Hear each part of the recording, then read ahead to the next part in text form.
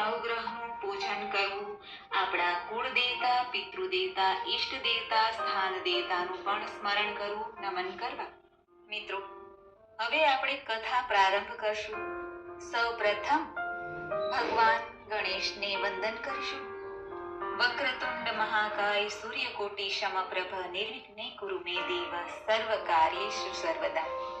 માતા ગૌરીનો ધ્યાન ધરીશું. નમો દેવ્યે મહાદેવ્યે શિવાય સતતમ નમઃ. નમઃ પ્રકૃતે ભદ્રાય નિયતઃ પ્રણતઃ સ્મતામ. ત્રિદેવ સહિત નવગ્રહનું પૂજન સ્મરણ કરીશું. બ્રહ્મા મુરારી ત્રિપુરાંતકારી ભાનુ શશી ભૂમિ સુતો બુધસ્ય ગુરુશ્ચ શુક્રઃ શનિ રાહુ કેતવ સર્વે ગ્રહ શાંતિકરા ભવંતુ.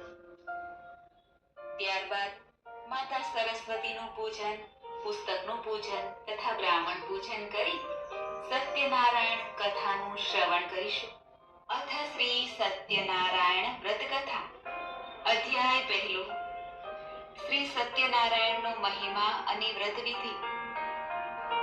શ્રી વ્યાસજી બોલ્યા, એક સમયે નૈમિષારણ્ય તીર્થમાં સોનક વગેરે બધા ઋષિઓ અને મુનિઓએ પુરાણ શાસ્ત્રના જ્ઞાતા શ્રી સુતદેવજીને પૂછ્યું. શ્રી ઋષિઓએ કહ્યું, હે મહામુનિ, કયું વ્રત અથવા 5મો અધ્યાય પૂર્ણ થાય છે? બોલો શ્રી સત્યનારાયણ ભગવાનની જય.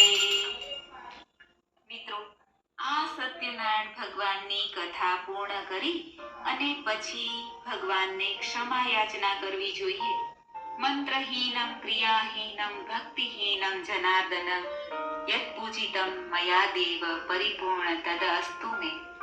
નમઃ બ્રહ્મણ્ય દેવાય ગો બ્રાહ્મણ હિતાય ચ જગદ્વિતાય કૃષ્ણાય ગોવિંદાય નમો નમઃ. યદક્ષર પદ ભ્રષ્ટમ માત્રહીનમ ચ યદ ભવેદ તત્સર્વ ક્ષમ્યતામ દેવ પ્રસિદ્ધ પરમેશ્વર. આમ કહી સત્યનારાયણ દેવને વંદન કરવા, ત્યાર પછી પ્રસાદ ચરણામૃત ગ્રહણ કરી અને બધા ભાઈ બંધુઓ પાડોશીને આ પ્રસાદનું વિતરણ કરવું. આમ સત્યનારાયણ ભગવાનની પૂજા વિધિ, આરતી વગેરે સંપન્ન કરી ભગવાન સત્યનારાયણ આપણા તથા આપણા ઘરમાં સુખ શાંતિ આરોગ્ય સૌભાગ્ય પ્રદાન કરે એવી પ્રાર્થના કરી ભગવાનને વંદન કરવા. મિત્રો, આ સત્યનારાયણ ભગવાનની કથા આ કલયુગમાં એક બ્રહ્માસ્ત્રનું કામ કરે છે. આપણા જીવનમાં સત્ય સ્વરૂપ ભગવાનની કૃપા પ્રાપ્ત થાય છે, કારણ કે સત્ય જ ઈશ્વરનું સ્વરૂપ છે. સત્ય છે ત્યાં ધર્મ છે, અને જ્યાં ધર્મ છે ત્યાં જ સુખ અને